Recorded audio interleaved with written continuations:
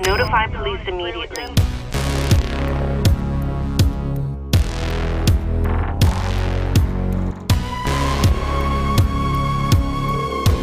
Watch Dogs est maintenant en développement depuis 4 ans. Le projet a été initié sous le nom de code Nexus, dont le vieux logo est d'ailleurs toujours présent sur le masque du héros, Aiden Pierce. C'est ainsi que les développeurs d'Ubi Montréal, qui ont récemment fait le déplacement sur Paris, ont commencé leur présentation.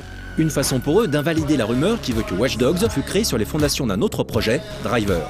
La version bêta présentée tournait sur un PC, même si les devs se sont amusés à jouer avec une manette PS4, histoire de bien rappeler que leur titre sortait sur les consoles actuelles, mais aussi les prochaines. Après nous avoir rappelé les grandes lignes directrices du jeu, un titre open world, systémique, situé à Chicago, l'une des villes les plus surveillées des États-Unis, où l'on dirige un anti-héros, Aiden Pierce, obsédé par la notion de contrôle, les développeurs ont révélé de nouveaux détails sur le gameplay de Watch Dogs. On savait déjà que Aiden pouvait hacker à la volée son environnement et les NPC qui l'entourent afin de récupérer des informations et d'interagir avec les décors. On peut ainsi infiltrer un entrepôt gardé et ouvrir des trappes qui serviront d'abri, se servir des caméras de sécurité pour marquer ses cibles potentielles ou activer des monte-charges qui pourront nous amener à monter sur le toit d'un bâtiment. Bref, tout ce qui est géré électroniquement peut être hacké et utilisé par le joueur. Et bien sachez qu'il est également possible de hacker les intérieurs. On peut ainsi espionner un PNJ alors qu'il est tranquille chez lui, avec bien évidemment les limites qui s'imposent. Non, on va pas rentrer dans chacune des pièces de chaque appartement. Premièrement, ça serait un travail colossal, mais aussi, je suis pas sûr que ce serait intéressant. Ça devrait être un peu overwhelming, si on veut. Tu peux hacker chaque building, chaque pièce, Mais on veut s'assurer d'avoir une bonne densité de ça dans chacun des districts. Puis il va vraiment avoir une connotation différente, dépendamment du district que tu es, quel genre de personne, quel genre d'intérieur, quel genre de thème. Donc c'est important pour nous d'amener le côté un peu plus regard sur l'être humain. Donc, on aime beaucoup la notion de l'impact de la connectivité, mais aussi de la technologie sur comment on vit aujourd'hui. Ça a plein de côtés positifs, des fois des côtés peut-être un peu plus pervers à la chose. Donc d'avoir des événements où au lieu comme on dit souvent, je dis on presse le citron d'une idée dans la gorge du joueur, on y force à comprendre quelque chose. À la place, maintenant, on peut juste y montrer des situations où des fois il va peut-être sentir qu'il n'est pas confortable d'être là, d'autres fois il va juste faire une réflexion sur ce qu'il est en train de voir, peut-être un tabou un peu plus présent en société, ce genre de choses-là. Donc, il nous permet de toucher des sujets très chauds sans tomber dans le mauvais goût, sans faire des connotations ou faire des jugements sur quoi que ce soit. Donc, c'est quelque chose qui est extrêmement riche et qui amène beaucoup de profondeur à la ville, finalement, au final.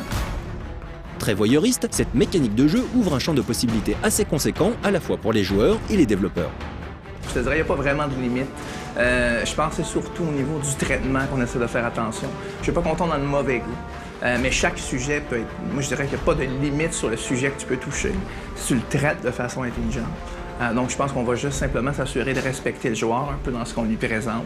Donc, c'est pour ça que je disais tantôt, si on montre juste des trucs loufoques ou juste des trucs très négatifs ou très dark sur l'être humain versus la technologie, on n'est pas vraiment en train de respecter l'état de la société d'aujourd'hui. Donc, on veut s'assurer d'avoir des trucs beaucoup plus cute, des trucs un peu plus... bon, les beaux moments de la famille, parler peut-être un peu de mental illness, donc les problèmes psychologiques, parler du côté plus sombre de certaines personnes. Donc, les dark secrets, mais les secrets aussi un petit peu drôles, qu'on peut faire tout ça dans notre maison. Tu parles de sexualité, ces trucs-là. Tous ces éléments-là sont un peu présents dans l'univers. Puis le joueur, ben, des fois, il va être content d'être rentré dans une maison, d'autres fois, peut-être qu'il va se sentir un petit peu plus mal à l'aise. C'est un peu le but de l'exercice, au final.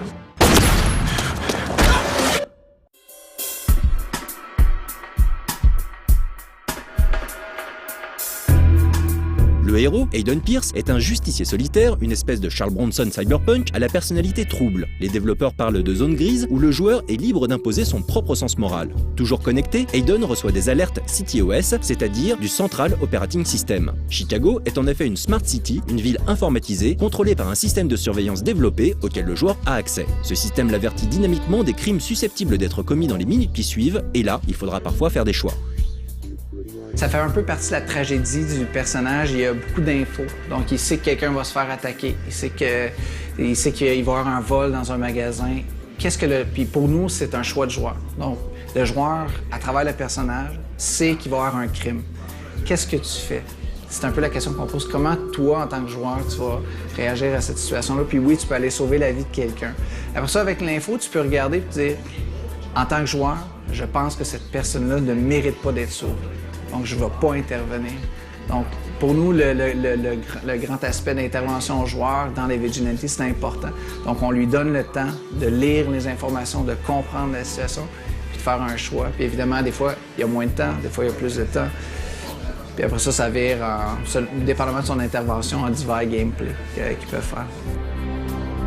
Afin de faciliter le hacking à la volée, qui permet par exemple de modifier les feux de signalisation en pleine course-poursuite en voiture, les développeurs ont décidé d'utiliser une mécanique de slow motion. Appelée Focus, celle-ci permet aux joueurs de ralentir le temps sur une petite période, cette capacité pouvant être améliorée au fil de l'aventure, afin d'analyser les possibilités qui lui sont offertes à un moment T. Le Focus est vraiment un outil pour aider le joueur à combiner tous les éléments.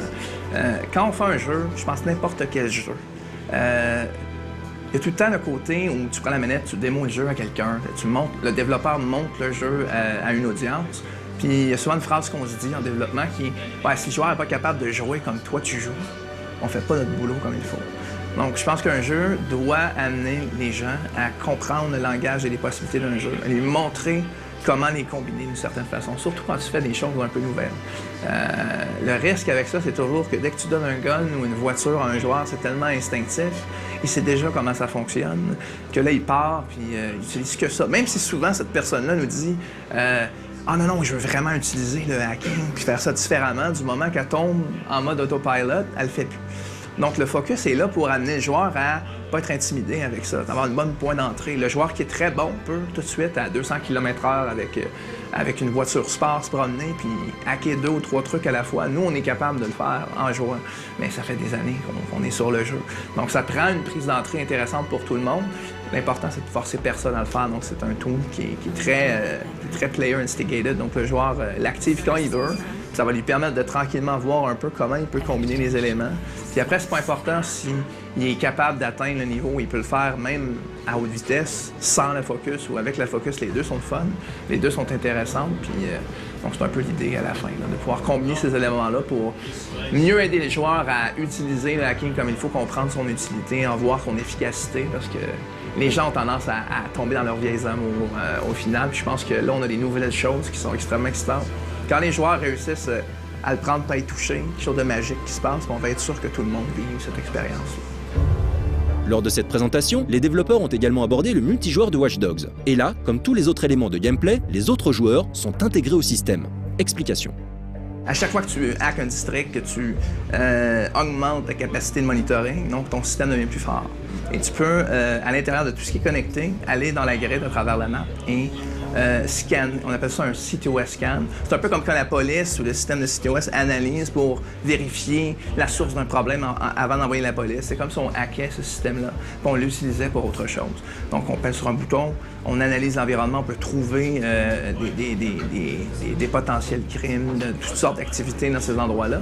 Et aussi, on peut trouver sporadiquement d'autres joueurs qui jouent à Watch Dogs et faire des invasions, donc aller chercher un peu dans leur partie de façon seamless, sans loading, sans qu'ils s'en rendent compte, pour les observer, tailer. Peut-être qu'ils ne sauront jamais que tu as été là. Peut-être que le joueur va hacker d'autres personnes.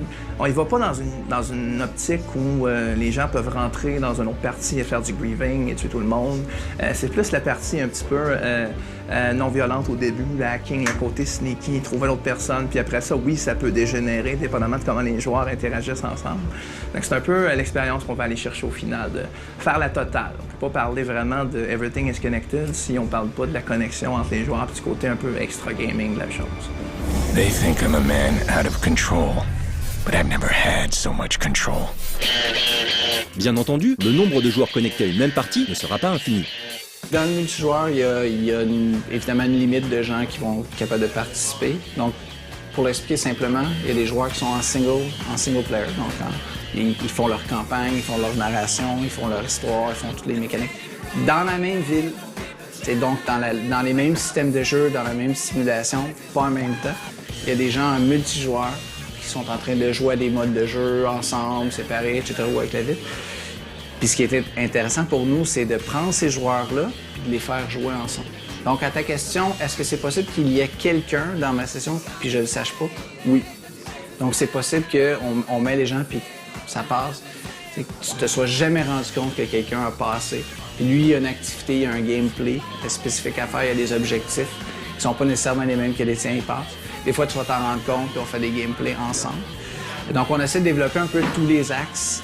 Donc, on va retrouver évidemment beaucoup de choses de multi que les gens connaissent, mais ce qui est vraiment unique et intéressant dans Watch Dogs, c'est prendre ces joueurs-là et les faire jouer ensemble, sans faire une interruption. Ce qu'on trouve dommage, c'est que si je suis en single player, par exemple, puis je veux jouer en multi, bien, des fois, il faut que je fasse stop, power, j'arrête mon jeu, puis je pars multi. Pourquoi? Et pour nous, on voulait briser ça, dire, bien, je peux être en single, je joue avec des gens en multi, sans même arrêter mon expérience. Je l'expliquais d'une façon peut-être plus simple, c'est de dire c'est un buffet.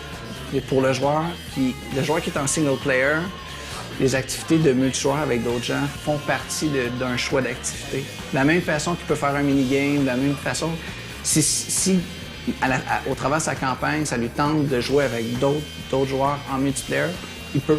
On veut lui offrir ce choix-là. Donc, puis après ça, en explorant ces gameplays-là, on a trouvé des gameplays simples qui sont intéressants pour mêler ces joueurs-là ensemble. No way! Mais Watch Dogs exploitera également d'autres plateformes, comme les smartphones et les tablettes tactiles, que ce soit en solo ou en multi. Étant donné que l'outil principal d'Aiden, c'est son téléphone, on aurait trouvé ça dommage de ne pas explorer, disons, la représentation réelle d'un téléphone contemporain.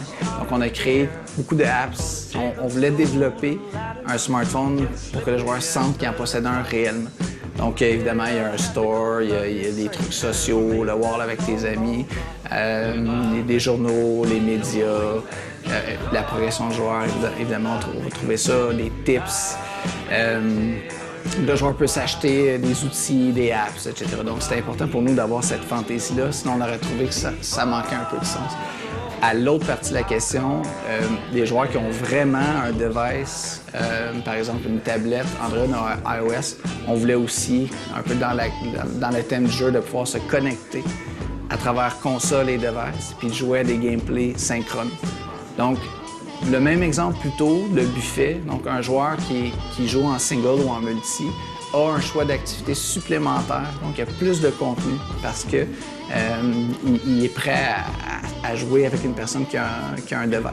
Donc, soit deux personnes séparées physiquement ou deux personnes sur un couch. Ils peuvent jouer à des modes de jeu donc, ensemble avec les deux tablettes. Parmi les applications téléchargeables sur le smartphone utilisé in-game par Aiden Pearce, on aura des jeux en réalité augmentée assez épatants. Ces derniers ont été développés à Newcastle par Ruby Reflections. Et contrairement à ce que l'on a pu dire auparavant, le studio responsable de l'excellent Driver San Francisco ne s'est pas occupé du gameplay véhicule, ce dernier ayant été entièrement développé à Montréal. Que dire pour conclure ce sujet, si ce n'est que Watch Dogs s'annonce comme l'un des titres les plus ambitieux de cette fin d'année. Moderne, novateur, techniquement impressionnant, basé sur des systèmes de jeu dynamiques, imbriqués les uns aux autres, pensés pour impliquer le joueur et le surprendre sans cesse, le projet est d'une grande cohérence. Maintenant, avec ou sans manette PS4, on a envie que les développeurs se décident, enfin, à nous mettre un pad entre les mains afin que l'on puisse jouer à Watch Dogs et non plus se contenter de regarder d'autres gens y jouer.